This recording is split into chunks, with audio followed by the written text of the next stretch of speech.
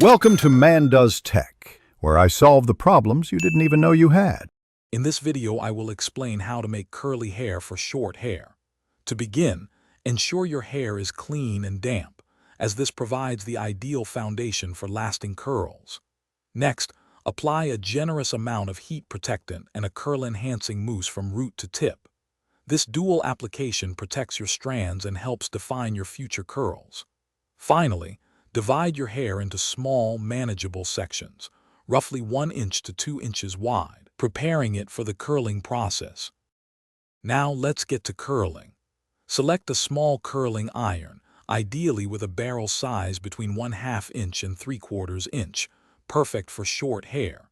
Take each prepared section and wrap it around the barrel, holding it for about 5 to 10 seconds. Remember to alternate the direction of each curl.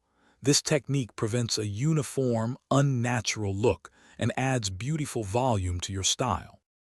Once you've curled a section, gently release it from the iron and let it cool down completely. This cooling period is crucial for setting the curl's shape and ensuring its longevity. Next, apply a light hold hairspray, holding the can approximately 10 inches away to achieve an even, fine mist.